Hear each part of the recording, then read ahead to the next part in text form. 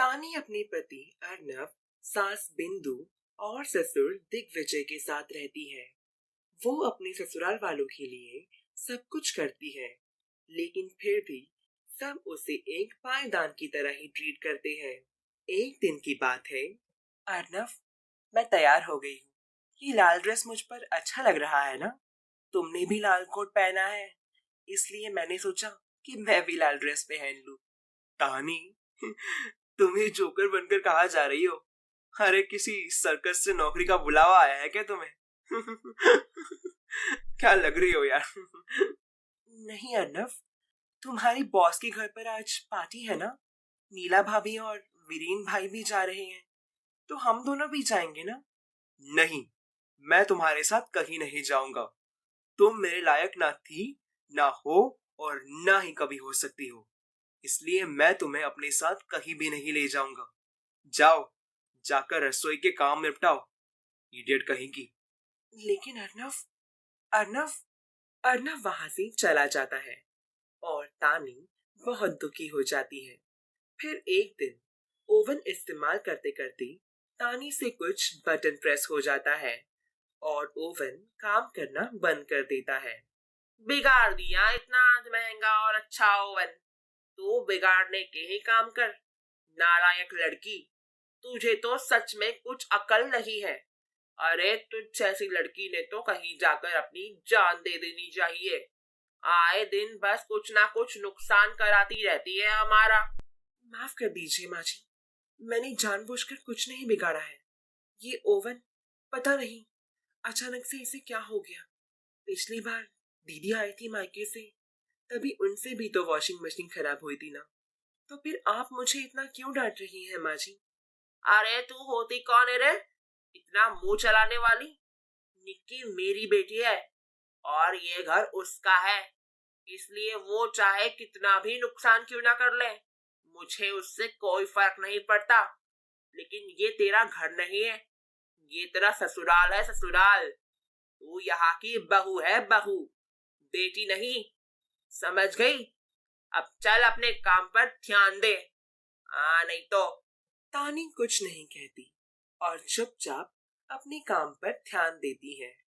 सास उसे अब उसके पर्सनल खर्चे के लिए काफी कम पैसे देती है और हर बार उसे ओवन खराब करने के लिए ताने देती रहती है।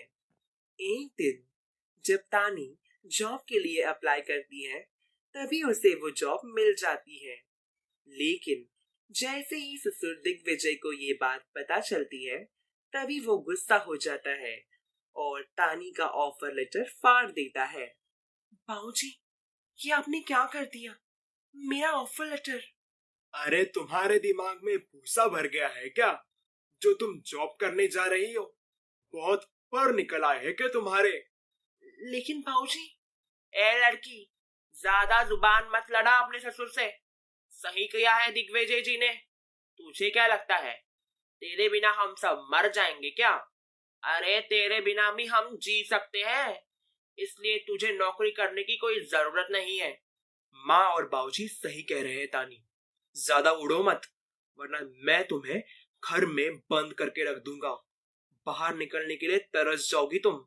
आई बड़ी नौकरी करने वाली। नौकरी शब्द भी मत निकालना अब अपने मुंह से, समझी तू? नालायक निर्लज्ज कहीं की।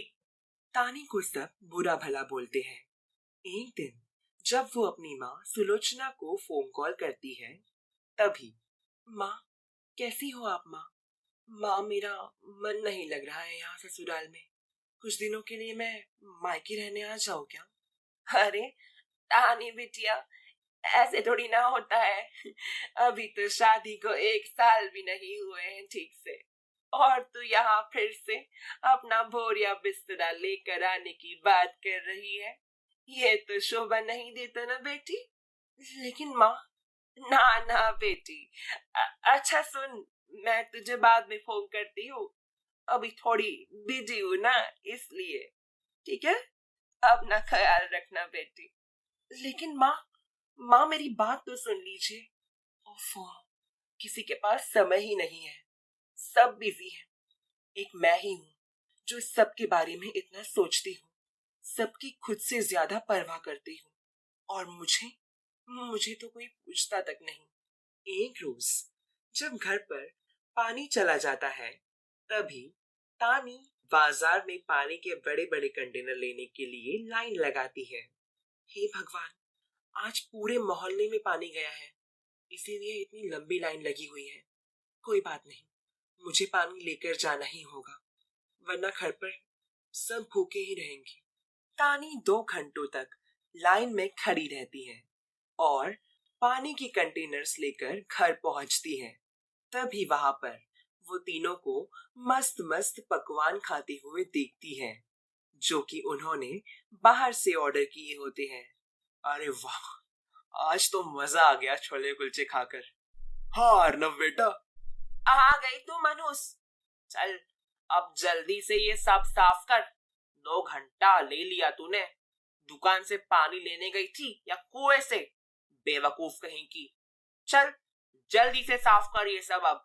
सबने खाना खा लिया, वो भी बाहर से मंगवा कर, और मेरे लिए बचाने के बारे में सोचा तक नहीं किसी ने। बचाना तो बहुत दूर की बात है, इतने कैसे कठोर हो सकते हैं ये सब। इनके लिए मैं 2 घंटों तक धूप में भीड़ में थक के खाते हुए खड़ी रही वहां पर, ताकि ये तीनों भूखे न रहे। बस बहुत हो गया, अब नहीं होता मुझसे। अब मेरा जाने का वक्त आ गया है। अगली सुबह अचानक से तानी घर से गायब हो जाती है। सारे घर वाले दोपहर तक राह देखते हैं, लेकिन वो आती ही नहीं। अर्नव बेटा, पता चला कहाँ गई है बहू? नहीं माँ, मैंने सबको पूछ लिया, आस पड़ोस में, जान पहचान में, लेकिन किसी को पता नहीं कि तानी कहाँ है। वो वो कांतीलाल कह रहा था कि उसने बहू को सुबह एक बाइक पर सवार होकर खाई के रास्ते की तरफ जाते हुए देखा है। ये क्या? पड़ोस की शीला ने ये क्या भेज दिया मुझे व्हाट्सएप पर? बहू नहीं रही क्या? ये वीडियो तो मुझे भी आया है। अरे हाँ, मुझे भी। तीनों को अब व्हाट्सएप पर एक वीडियो आता है जो काफी फैल जाता है, और वो वीडियो होता है तानी की मौत का वीडियो। सो हेलो गाइस, मैं हूँ Piyush and welcome to PK vlogs. आज मैं यहाँ इस खाई के खूबसूरत नज़ारे को अपने व्लॉग में कैप्चर करने आया था, बट तभी मैंने एक बहुत ही डरावना सिनेरियो देख लिया, और मैंने देखा एक बाइक चला रही महिला को खाई के नीचे गिरते हुए। यस, इसी खाई के नीचे वो गिरी है। जी हाँ, आप देख सकते हो व्लॉग में कि कितनी गहरी खाई है ये। मैंने उसे खाई के नीचे तक ढूंढने की कोशिश की, लेकिन वो नहीं मिली है। आई थिंक वो अब इस दुनिया में नहीं रही, क्योंकि इस खाई से गिरने पर शायद ही कोई बच सकता है। आपको क्या लगता है? कमेंट्स में जरूर बताइएगा। नहीं, ऐसा नहीं हो सकता। तानी बहू हमें छोड़कर नहीं जा सकती। ये क्या हो गया माँ? हे भगवान, ये नहीं होना चाहिए था। तानी की माँ सुलोचना को जब तानी के मरने की खबर पता चलती है, तभी वो बहुत पछताती है। कहाँ चली गई रे गुड़िया मुझे छोड़कर? अरे माफ कर देती अपनी माँ को। जब जब तू फोन करती, मैं तुझसे 2 मिनट तक ठीक से बात नहीं करती, और हमेशा तुझे याद आने से रोकती रहती। अब मैं तड़प रही हूँ बिटिया, तुझे वापस आने के लिए कहने को। काश मैं तुझे थोड़ा और प्यार कर लेती रे मेरी बच्ची। वहीं तानी की मौत के बाद अब उसके ससुराल वालों को भी उसका मोल समझ आने लगता है। रात को सोते समय अर्नव बेड पर तानी को न देखकर बहुत भावुक हो जाता है। तानी, आई एम सॉरी, तुम सच में एक अच्छी बीवी थी, ऐसी बीवी जो किसी को मिलना मुश्किल है। मैंने हमेशा तुम्हारा और तुम्हारे जज्बातों का बस अपमान किया है। तुम्हारी बहुत याद आ रही है तानी। काश मैं सब कुछ ठीक कर पाता तानी। आई एम सॉरी तानी। वहीं जब सुबह दिग्विजय पूजा करके सोफे पर बैठता है, तभी आज बहुत याद आ रही है तेरी तानी। आज घर में बिल्कुल रौनक नहीं है। घर की बहू जो जा चुकी है, तुम्हारी अहमियत अब समझ में आ रही है बहू। सुबह इस समय मेरी चाय और अखबार मेरे सामने हाजिर रहता था। अब कौन करेगा वो सब बेटा। काश काश मैं एक अच्छा ससुर बन पाता। हम सब ने तुम्हें समझने में भूल कर दी बहू। और जब बिंदु रसोई में काम करती है तभी उसके भी आंसू नहीं रुकते हैं। हर से और हम सब की जिंदगी से जा चुकी है तू, लेकिन इस रसोई के हर एक चीज में तेरी आत्मा बसी हुई है आज भी, जो मैं महसूस कर पा रही हूँ। काश काश तू होती तो मैं तुझसे माफी मांग पाती बहू। मैंने सच में तेरा दिल दुखाया है बहू। हम सब ने तुझे जूती की नोक की तरह रखा और कभी प्यार और अपनापन दिया ही नहीं। लौट आ बहू, मुझे तुझसे एक आखिरी बार माफी मांगनी है। तो फिर मांगो माफी।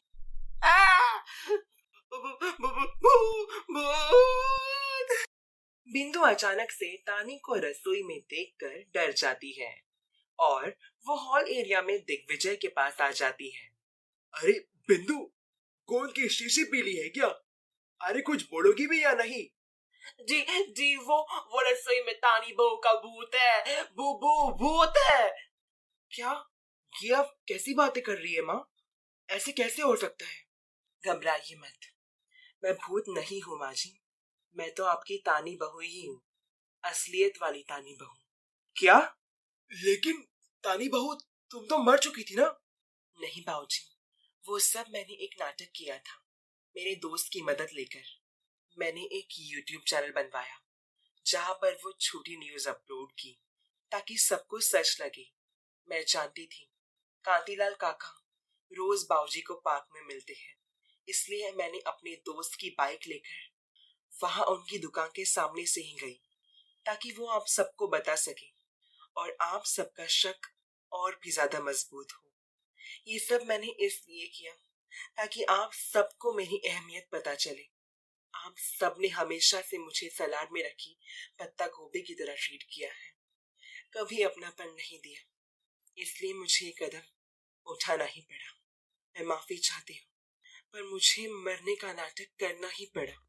हमें माफ कर दो तानी, हमारी बुरी हरकतों के कारण तुम्हें ये बड़ा कदम उठाना पड़ा और मरने का नाटक करना पड़ा। हाँ बहू, तुम्हारे मरने की खबर सुनकर तो सच में हम सबको एहसास हो ही गया है अब कि हम कितने गलत थे जो एक हीरे जैसी बहू का इतना अपमान करते रहे। बहू, अच्छा हुआ जो तूने ये नाटक किया, वरना हम सबको कभी तेरे मोल के बारे में पता ही नहीं चलता और हम हमारे घमंड और बुराई में और ज्यादा अंधे होते जाते। लेकिन आज के बाद तुझे हम हमेशा खुश रखेंगे और अपनापन क्या, मुझे तो हम अपने सिर पर बिठा कर रखेंगे। हाँ। अंत में सब ठीक हो जाता है और तानी के मरने के नाटक के कारण न सिर्फ उसके ससुराल वाले बल्कि उसके मायके वालों को भी उसकी अहमियत के बारे में पता चलता है और सब उसे प्यार और इज्जत देने लगते हैं। मृणाल एक सर्वगुण संपन्न और एक जिम्मेदार बहू होती है। वो हर काम सही तरह से करती है और कभी किसी को शिकायत का मौका नहीं देती। एक दिन की बात है।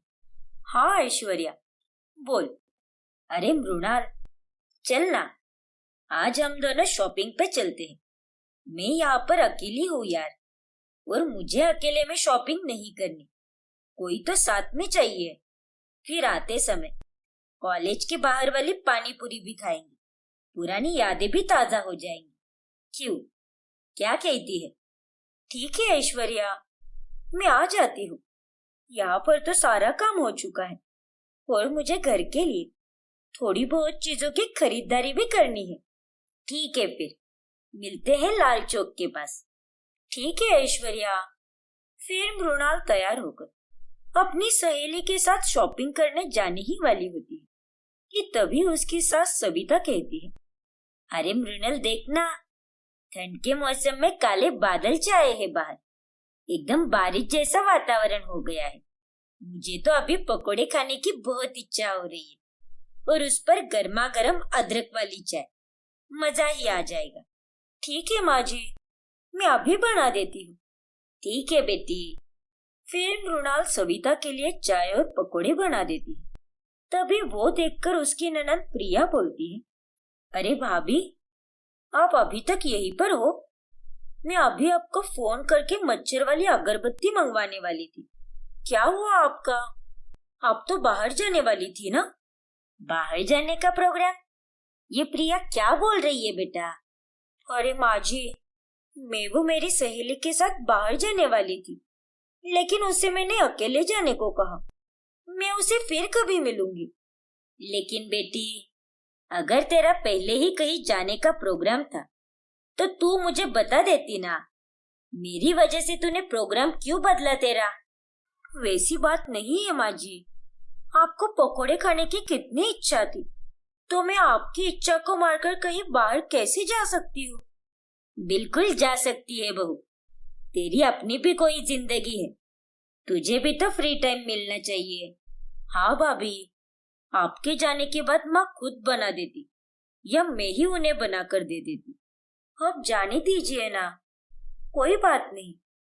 मृणाल हमेशा से ही अपने आप को पीछे और अपनी ससुराल की जिम्मेदारियों को आगे रखती है।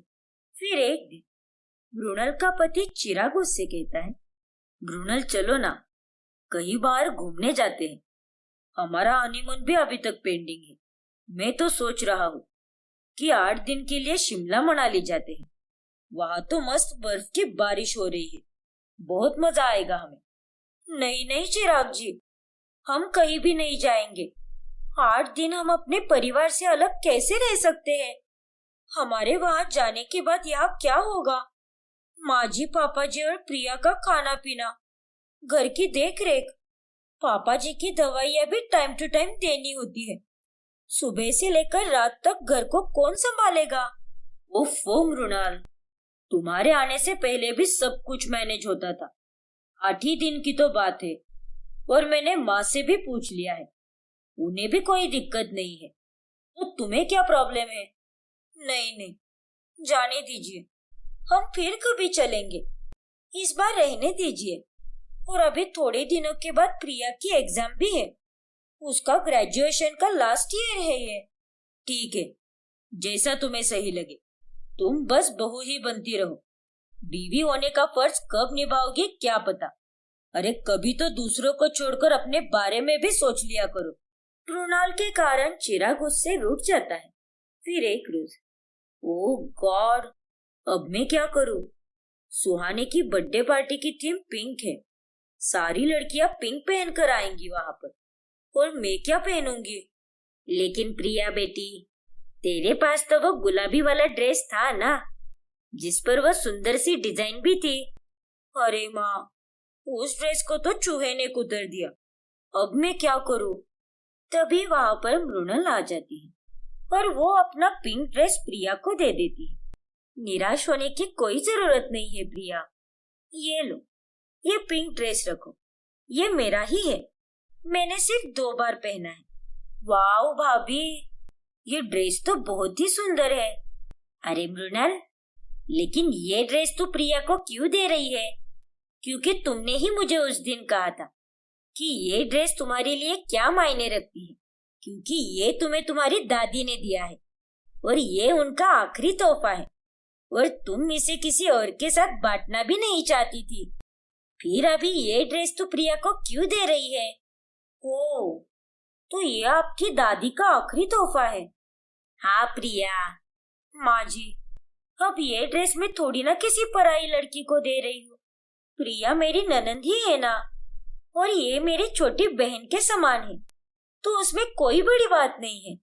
फिर भी बेटी, ये ड्रेस तुम्हारे लिए बहुत अनमोल है। एक व्यक्ति को इतना त्यागी भी नहीं होना चाहिए। कोई बात नहीं माँ जी। और प्रिया, तुम इसे पहनने से मना मत करना, वरना मैं तुमसे बात ही नहीं करूंगी। ओफो भाभी, आप तो सच में कितनी नेक दिल हो और कितना सोचती हो हमारे बारे में। ऐसे ही एक दिन मृणाल अपनी सास के लिए एक नई साड़ी और अपने ससुर के लिए कुर्ता लाती है। और साथ ही उन दोनों के लिए जॉगिंग शूज भी लाती है। अरे वाह मृणाल, तुमने हमारे लिए इतना सब लाया। धन्यवाद बेटी। मुझे नए जूतों की सख्त जरूरत थी क्योंकि मेरे पुराने जूते खराब हो चुके थे और उनमें चलना बहुत ही मुश्किल था, लेकिन इसमें बहुत अच्छा लग रहा है। धन्यवाद बेटी। लेकिन मृणाल, तुम्हारे पास इतने पैसे कहाँ से आए? मैंने तो तुम्हें अपने सामान को खरीदने के लिए पैसे दिए थे। तुम्हें फोन के लिए नया कवर और एक नाइट ड्रेस लेना था ना, जो तुमने उस दिन ऑनलाइन देखा था। रहने दीजिए ना चिराग जी, नाइट ड्रेस की कोई जरूरत नहीं है। कौन देखने आता है वो? मुझे जो चाहिए वो बेफिजूल की चीजें हैं। माँ जी और पापा जी को उनकी चीजें मिल जाए वही मेरे लिए काफी है, और इनकी खुशी में ही मेरी खुशी है। लेकिन बेटी, ये तुमने सही नहीं किया। एक व्यक्ति को इतना भी निस्वार्थ नहीं होना चाहिए। वो पैसे तुम्हारे लिए थे तो तुमने उन्हें हम पर क्यों खर्च किए? और तुमने अपने मन को क्यों मारा बेटा? हाँ बहू, ये तुमने वाकई में गलत किया है। कभी कभी अपने लिए भी कुछ किया करो। शादी के बाद आज तक तुमने अपने लिए कुछ भी नहीं खरीदा। जो है उसी में खुशी ढूंढ लेती हो। अब अपनों की खुशी से बढ़कर और कौन सी खुशी हो सकती है पापा जी? सो तो है बेटी, हमारे लिए भी तुम ला सकती हो सामान, लेकिन खुद को हमेशा पहले रखा करो। अपनी इच्छा को दूसरों की इच्छाओं के लिए ठुकराया मत करो। फिर एक रोज मृणाल को बहुत तेज बुखार आता है।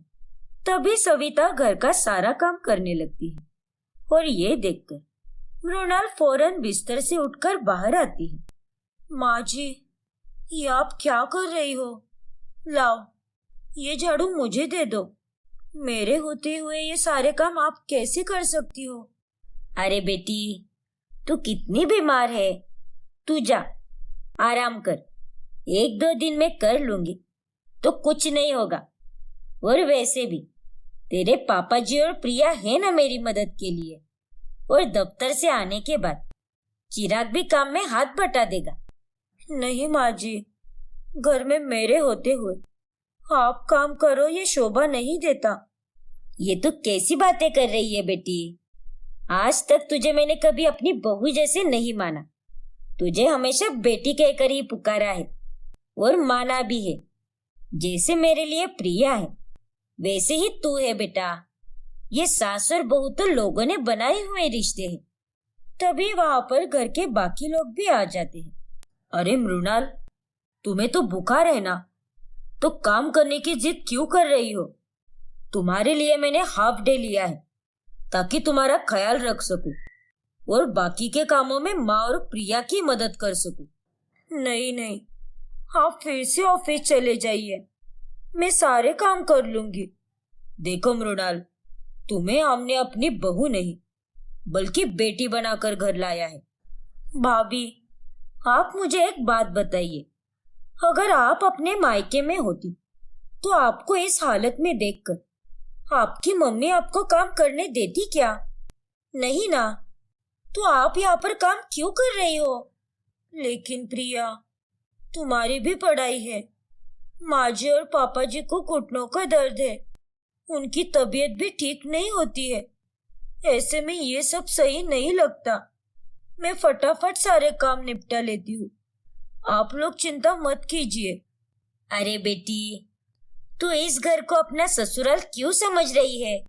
ये तो तेरे मायके जैसा ही है। तू क्यों इस घर की बहू बनना चाहती है जबकि तू इस घर की बेटी है? माँ जी, मुझे मेरी माँ ने पहले ही कह दिया था कि मायके में जो आजादी है वो नखरे में बाहर ससुराल में नहीं कर सकती। मायका और ससुराल दोनों बहुत अलग होते हैं, इसीलिए। देख बेटा, तुझे तेरी माँ ने गलत नहीं बोला, लेकिन अपने यहाँ पर ऐसे नहीं होता। हमने तो आज तक तुझमें और प्रिया में कभी फर्क नहीं किया, लेकिन तुमने तो हमेशा ही अपनी खुशियों को पीछे रखा है। अरे तू तो चिराग के साथ हनीमून पर भी नहीं गई, ना अपने लिए कुछ खरीदा। प्रिया को अपना कितना कीमती और प्यारा ड्रेस दे दिया। और तो और हर वक्त बस बहू बनने का किरदार निभाती रहती है। अरे कभी खुद का भी किरदार निभाया कर।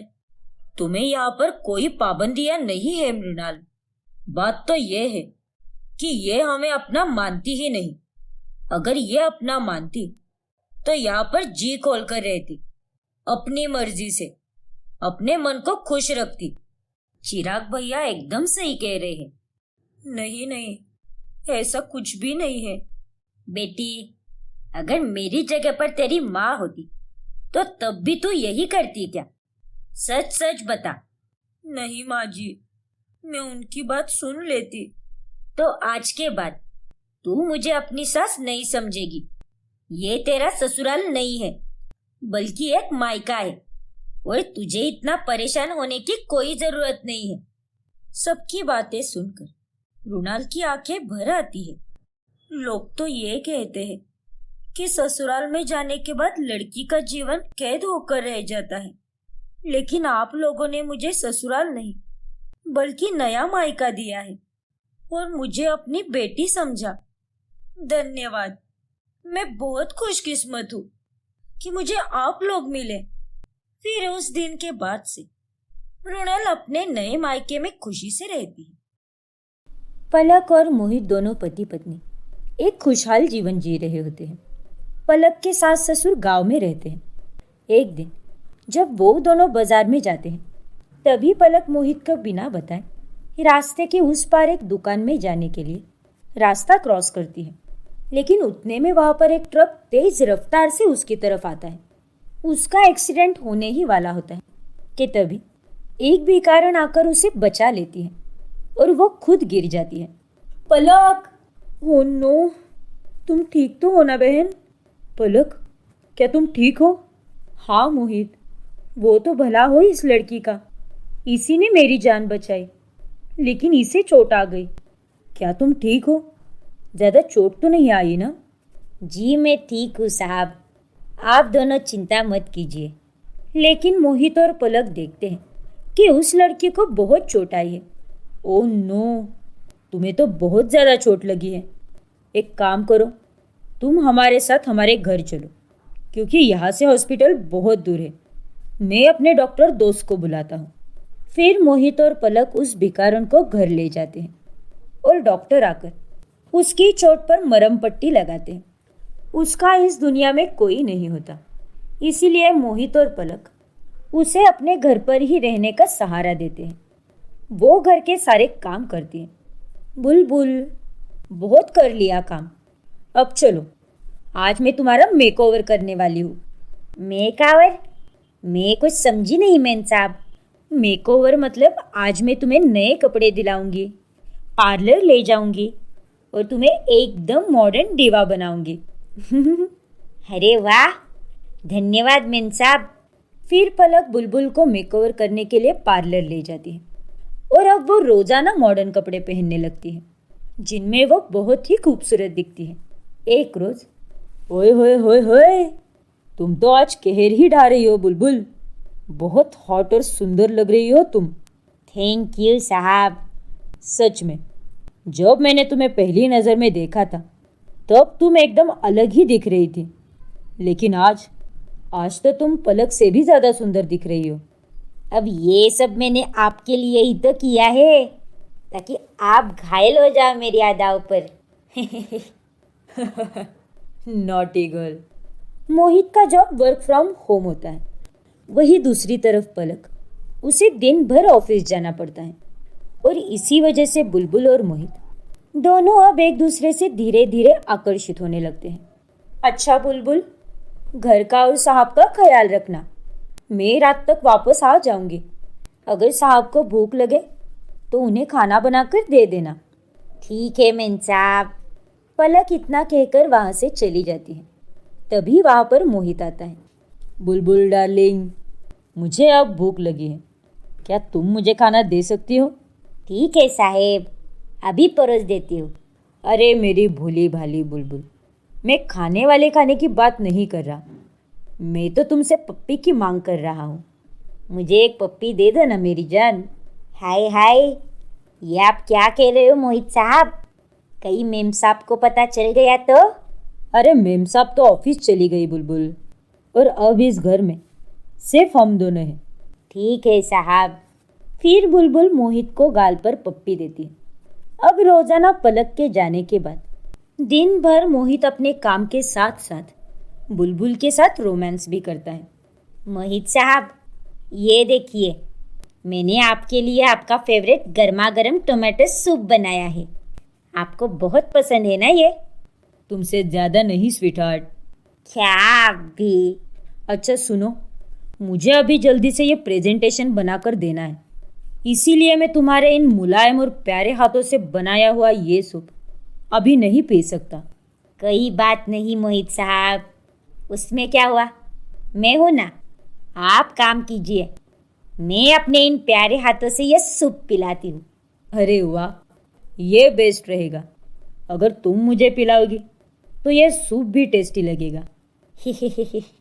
दिन ब दिन मोहित और बुलबुल की नज़दीकियाँ बढ़ने लगती है।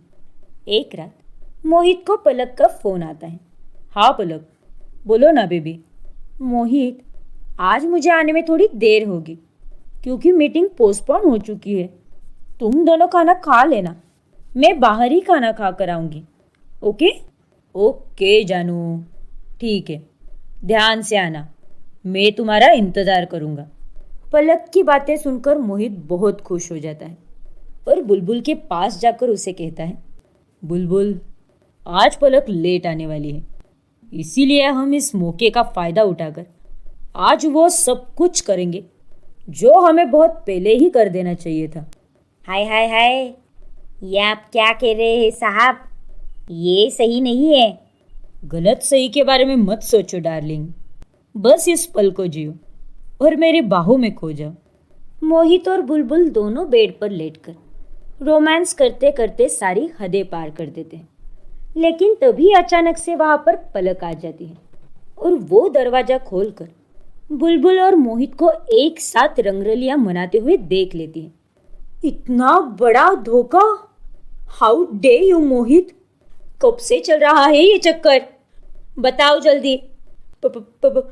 पलक मेरी जान, जैसा तुम समझ रही हो वैसा कुछ भी नहीं है, मेरा विश्वास करो। हाँ मेम साहब, साहब बिल्कुल सच कह रहे, ऐसा कुछ भी नहीं है। चुप, एकदम चुप। मैं अच्छी तरह से जानती हूँ कि यहाँ क्या चल रहा था। तुमने ये मेरे साथ अच्छा नहीं किया मोहित। पलक मुझे माफ कर दो। अगर तुम चाहो तो इस भिखारन को अभी इसी वक्त यहाँ से निकाल दो। हाँ, तुमने बिल्कुल सही कहा, इसे तो अभी मैं निकालने ही वाली हूँ और तुम भी इसके साथ ये घर छोड़कर चले जाओ, इसके साथ सड़क पर भीख मांगो। क्या? हाँ, और अगर तुमने ऐसा नहीं किया तो मैं गांव में और तुम्हारी कंपनी में सबको तुम्हारे इस कांड के बारे में बता दूंगी। नहीं पलक, ऐसा मत करना प्लीज़, मैं तुम्हारे सामने हाथ जोड़ता हूँ। तुम जो कहोगी मैं वो करूँगा, लेकिन प्लीज़ किसी को कुछ मत बताओ।